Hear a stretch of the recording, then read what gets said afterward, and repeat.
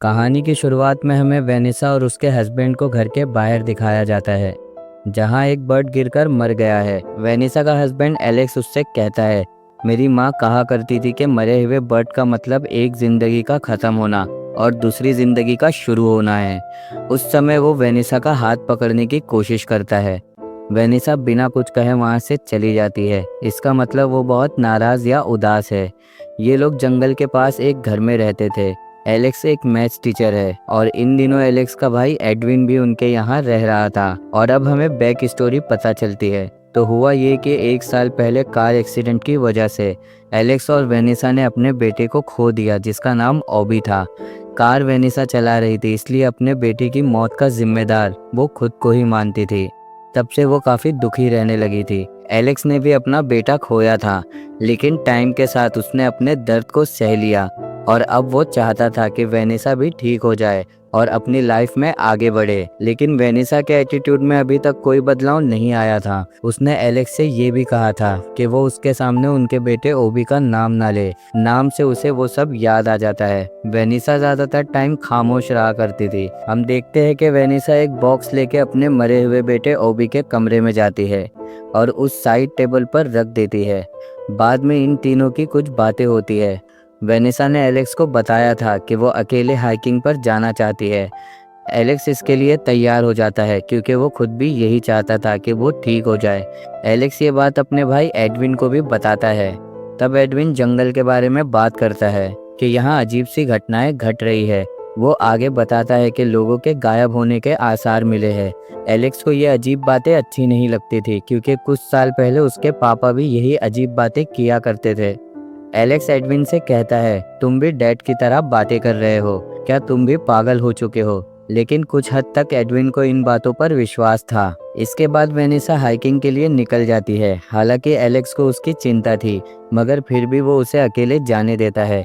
जाने से पहले एडविन उसे एक गन और वॉकी टॉकी ला के देता है और उसे सावधान रहने को कहता है क्योंकि जंगल में खतरा होता है। जंगल में जाने के बाद वेनिसा के साथ एक अजीब हादसा होता है। उसके ऊपर गोली चलती है। अपने बचाव में वो एक पेड़ के पीछे छुप जाती है जहां से गोली चली थी। उसी दिशा में वो देखती है। उसे अपनी आंखों पर विश्वास नहीं हो रहा था क्योंकि जिसने गोली चलाई थी वो वेनिसा खुद ही थी, यानी उसका एक अलग रूप। अब क्योंकि हाल ही में वेनिसा काफी मुश्किल हालात से गुजर रही थी, तो उसे यही लगा कि शायद ये उसका वहम हो सकता है, मगर वो फिर भी काफी घबराई हुई थी। वहीं घर पर एलेक्स और एडविन को उसकी फिक्र हो रही थी क्योंकि काफी समय बीत चुका था। एलेक्स उसके पीछे जाने की बात कर रहा था कि तभी वेनिसा वापस आ जाती है, जो काफी डरी हुई थी। एलेक्स को शक था कि जरूर वहाँ कुछ हुआ है। वो उसे मालूम करने की बहुत कोशिश करता है, मगर वेनिसा कुछ नहीं बताती और रोते हुए उसे जाने के लिए कह देती है। एडविन और एलेक्स सब आपस में बात करते हैं। एलेक्स काफी दुखी होकर अपने भाई एडविन से कहता है, ऐसा एक भी दिन नहीं गया जब मुझे अपने बेटे की याद नहीं आई, मगर मैंने खुद को संभाल लिया। बेटा तो खो गया है, अब अपनी पत्नी को नहीं खोना चाहता। एडविन उसे हौसला देते हुए कहता है, अभी एक ही साल हुआ है, टाइम के साथ सब ठीक हो जाएगा। शाम के वक्त जब एलेक्स और एडविन लॉन में बैठकर खाना खा रहे होते हैं, तब वेनिसा भी उनके पास आकर बैठ जाती है। बातचीत के दौरान फिर से ओबी की बात आ जाती है, जिससे वेनिसा नाराज हो जाती है। उसी समय एडविन का दाया हाथ थोड़ा जख्मी हो जाता है। एडविन उन्हें अपने बचपन की कहानी सुनाता है। एक बार वो पानी में गिर गया था और उसे उसके पापा ने बचाया था, जिससे उसकी जिंदगी बदल गई और उसने कभी शराब को हाथ नहीं लगाया। अब आधी रात को जब वेनिसा अपने रूम से निकलकर नीचे आती है तो देखती है एडविन वहाँ खड़ा होकर ड्रिंक कर रहा है। उसे हैरानी होती है। वो पूछती है, बाहर तुमने जो कहा था वो सब क्या था? वो एडविन कुछ अजीब सी बातें कहने लगता है। उसका हाथ भी जख्मी था, लेकिन अब उसके दाएं हाथ की बजाय उसका बायां हाथ जख्मी था। जैसे ही वो बाहर जाता है तभी घर के एक और कमरे से एडविन का एक और रूप बाहर आता है। ये वाला असली एडविन था क्योंकि इसका दायां हाथ जख्मी था। वेनिसा ये सब देखकर काफी उलझन में थी। अब अगले दिन वो अपना शक दूर करने के लिए फिर से जंगल में चली जाती है। वो एक टूटे हुए पेड़ के बीच से गुजरती है। कुछ दूर जाने पर वो उसी जगह पहुंच गई जहां से अभी अभी वो गुजरी थी। इस बार वो अलग दिशा में जाने लगती है, मगर हर बार वो उसी जगह पहुंच जाती है। और जब वो ध्यान से देखती है तो जहां वो कटा हुआ पेड़ था उसके दोनों तरफ एक जैसा ही नज़ारा था, जैसे मिरर का रिफ्लेक्शन होता है। तो वो एक तरफ अपना स्कार्फ बांध देती है ताकि वो जान सके कि इस बार वो कहाँ पहुँचती है। अजीब बात ये थी कि हर बार उस पेड़ को पार करने पर वो ठीक उसी तरह की दिखने वाली जगह में पहुंच जाती थी। काफ़ी समय तक वो यहाँ वहाँ भटकती रहती है और आखिर में किसी तरह घर पहुंच जाती है। अब क्योंकि उसे यकीन हो चुका था कि ये सब उसका वहम नहीं है, इसलिए वो अपने पति एलेक्स को बताने की कोशिश करती है। वो कहती है कि जंगल में कुछ अजीब है। एक जगह से गुजरने के बाद मैं ठीक उसी तरह की दिखने वाली दूसरी जगह पर पहुंच जाती हूँ। वो एडविन की भी बात करती है। वेनिसा की अजीब बातें सुनकर एलेक्स को गुस्सा आ जाता है। वो उससे कहता है उस हादसे को 1 साल गुजर गया है। आज भी मैं खुद को इस बात का दोषी मानता हूँ कि मेरी वजह से ओबी की जान चली गई। ये सुनकर वेनिसा कहती है नहीं, गाड़ी मैं चला रही थी। मगर असलियत ये थी कि वेनिसा अब एक अलग ही पैरेलल यूनिवर्स में आ चुकी थी, जहाँ एक्सीडेंट का कारण वो नहीं थी बल्कि एलेक्स था। इस यूनिवर्स की वेनिसा भी जंगल गई थी और गलती से वो किसी और यूनिवर्स में पहुंच गई होगी। वेनिसा को यहाँ अंदाज़ा हो जाता है कि अब वो किसी और यूनिवर्स में पहुंच चुकी है, खासकर तब जब वो एडविन का जख्मी हाथ देखती है, क्योंकि वो दाएं हाथ के बजाय उसका बायां हाथ जख्मी था। इसका मतलब किसी दुनिया में भी एडविन जख्मी हुआ था। वेनिसा तुरंत ही जंगल की ओर जाने लगती है ताकि वो अपनी असली दुनिया में जा सके। फिर उसे कोई अपनी तरफ आता हुआ दिखाई देता है, इसलिए वो गन से धमकी दे देती है।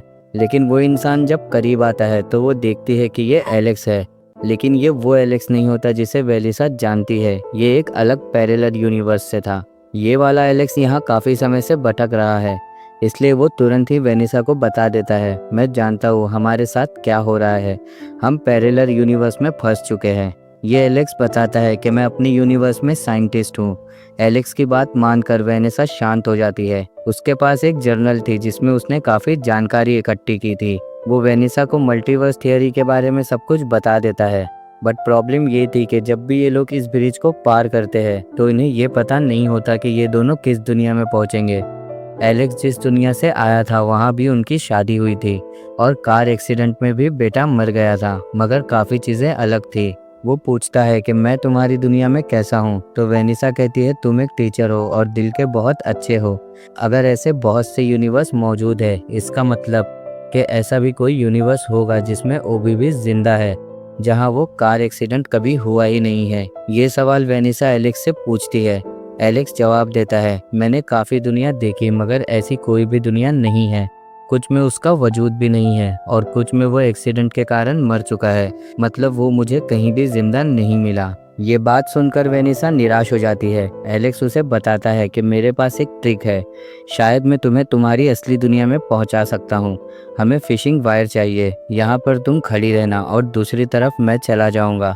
ऐसे में जब मैं वापस आऊँगा तो मैं शायद तुम्हें आसानी से यहाँ मिल जाऊँगा और शायद मुझे तुम्हारी दुनिया भी मिल जाए। सबसे पहले इन्हें एक फिशिंग वायर चाहिए थी, इसलिए ये एक पैरेलल यूनिवर्स के घर के गैराज में पहुंच जाते हैं। तब एडविन वहां आता है। वो काफ़ी दुखी लग रहा था। एडविन उनसे कहता है तुम दोनों मेरी ज़िंदगी से चले क्यों नहीं जाते। असल में इस दुनिया में वो कार एक्सीडेंट एडविन के हाथों हुआ था और उसमें एलेक्स और वेनिसा मर चुके थे। अब एडविन को लग रहा था कि ये दोनों वाकई में नहीं है बल्कि ये उसका वहम है। फिर ये दोनों वहाँ से फिशिंग वायर लेकर चले जाते हैं। एलेक्स उस वायर को एक पेड़ से बांध देता है और वेनिसा को वहीं रुकने के लिए कहता है। जाते जाते वो ये कह कर जाता है अगर तुम्हें पहचानने में दिक्कत हो रही हो कि मैं असली एलेक्स हूँ या नहीं, तो ये याद रखना रूम नंबर 1111 बेड नंबर 8 उस एलेक्स की दुनिया में इसी बेड पर वेनिसा ने अपने बच्चे को जन्म दिया था। वेनिसा पूछती है तुम पहली बार यहाँ कैसे आए थे। एलेक्स बताता है कि एक दिन मैंने अपने भाई के 2 रूप देखे, वो भी एक साथ। उनके पीछे मैं जंगल में आया और तब से लेकर अब तक मैं यहीं भटक रहा हूँ। फिर वो चला जाता है और पूरी रात वो गायब रहता है। सुबह होती है तो वेनिसा जाने वाली होती है, मगर जब वो वायर हिलने लगता है तब वो सावधान हो जाती है। एलेक्स करीब आता है तो वेनिसा उससे एक पजल पूछती है, यानी उसी रूम 1111 का नंबर, और इसका जवाब वो सही देता है। वेनिसा उससे पूछती है क्या तुम्हें मेरी दुनिया मिली। वो जवाब देता है नहीं, मैं अलग अलग दुनिया में गया था, पर अब मेरे पास एक हल है। हम इसी यूनिवर्स को जिसमें हम अभी है इसे अपना स्टार्टिंग पॉइंट बना लेंगे और यहाँ से और दुनिया में जाकर अपनी वाली दुनिया ढूंढने की कोशिश करेंगे। वेनिसा पूछती है इसके बाद क्या। एलेक्स जवाब देता है इसके बाद हम उस जगह को ही उड़ा देंगे वेनिसा कहती है कि मैं उस दुनिया को ढूंढना चाहती हूँ जहाँ मेरा पति है। एलेक्स पूछता है अगर ढूंढ ना पाई तो फिर क्या करोगी। शाम को एलेक्स वहाँ से चला जाता है क्योंकि अब वो किसी और एलेक्स की जगह लेने वाला था। वेनिसा भी अपनी दुनिया ढूंढने के लिए निकल जाती है। घर में आने के बाद वो देखती है कि एलेक्स वहीं बैठा है। उसके पास आती है, उससे पजल पूछती है, मगर वो कोई जवाब नहीं दे पाता क्योंकि ये वो एलेक्स नहीं था। वेनिसा घबरा जाती है। एलेक्स हैरानी से उसे देख रहा था। वो पूछता है तुम तो जंगल में गई थी, हमने तुम्हें ढूंढने की कोशिश की थी। तब वेनिसा एडविन के जख्मी हाथ के बारे में पूछती है। एलेक्स जवाब देता है वो दायां हाथ था। ये जानकर वेनिसा को खुशी होती है कि वो अपनी असली दुनिया में लौट गई है। मगर एक समस्या थी, एलेक्स को कुछ ठीक नहीं लग रहा था। वेनिसा उसे बताने की कोशिश करती है मगर एलेक्स उसे बेहोश कर देता है। होश आने पर वो गैरेज में कुर्सी से बंधी हुई थी। एलेक्स घबराया हुआ था। एडविन भी वहाँ मौजूद था।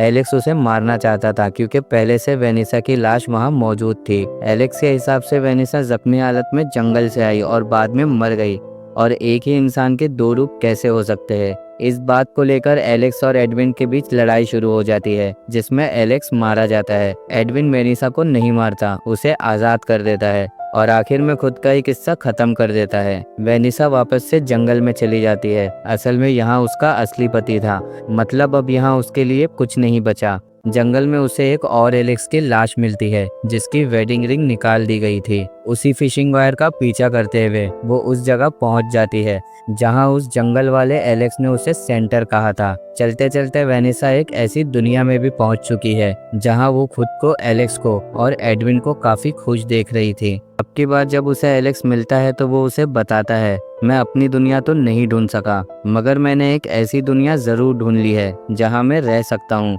बस उसे वहां रहने वाले रूप को मारना होगा।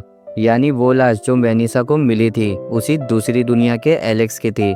एलेक्स वेनिसा को भी यही सलाह देता है, अपनी मर्जी की कोई जगह ढूंढ लो, वहाँ के वेनिसा को ख़त्म कर दो। ये एक रास्ता बचा है क्योंकि मैं 1 घंटे में उस रास्ते को उड़ाने वाला हूँ। वेनिसा कहती है मैं ऐसा नहीं कर सकती, मैं कोई कातिल नहीं हूँ तुम्हारी तरह। एलेक्स वहाँ से चला जाता है। अब वेनिसा बस ऐसे ही जंगल में बैठी हुई थी। एलेक्स अपने दूसरे रूप की लाश को उस कटे हुए पेड़ के करीब ले आता है। उसके पास एक डायनामाइट भी था जिससे वो इस जगह को उड़ाने वाला था। इससे होगा ये कि दरवाज़ा बंद हो जाएगा और यहाँ इनके बहुत सारे रूप जो इस जंगल में भटक रहे हैं वो यहीं रह जाएंगे। जंगल में वेनिसा को अपना ही एक रूप मिल जाता है जिसके पास गन होती है। वेनिसा उसे समझाने की कोशिश करती है पर वो समझ नहीं पा रही थी और दोनों में फाइट हो जाती है और असली वेनिसा अपने उस रूप को मार देती है। आखिर में वो निराश होकर उसी दुनिया में जाने का फैसला करती है जिस दुनिया की वेनिसा को उसने अभी मारा था, और वो अपने घर आकर नहाने चली जाती है। इसके बाद वो सो जाती है। अगली सुबह जब वो जागती है वो खिड़की के सामने खड़ी हुई उन बातों को याद कर रही होती है और ठीक वैसे ही होता है जैसा फिल्म के शुरू में हुआ था। हम एलेक्स और वेनिसा को एक साथ देखते हैं जहां एलेक्स उन्हीं बातों को दोहराता है, यानी उसकी माँ मरी हुई बर्ट के बारे में जो कहती थी, मगर इस बार वेनिसा उसका हाथ पकड़ लेती है। दोनों किस करते हैं। यहाँ एडविन भी ठीक होता है और वेनिसा ने भी अपने बेटे की मौत की सच्चाई को मान लिया था। अब जैसे शुरू में वेनिसा वो बॉक्स लेके ओबी के कमरे में गई थी, इस बार भी वो ऐसा ही करती है, मगर अब की बार उसे पता चलता है कि उसका बच्चा जिंदा है। इसका मतलब कि वो अनजाने में एक ऐसे यूनिवर्स में आ गई है जहाँ कोई एक्सीडेंट हुआ ही नहीं था और उसका बेटा भी जिंदा है। और इसी के साथ ये कहानी यहाँ ख़त्म हो जाती है।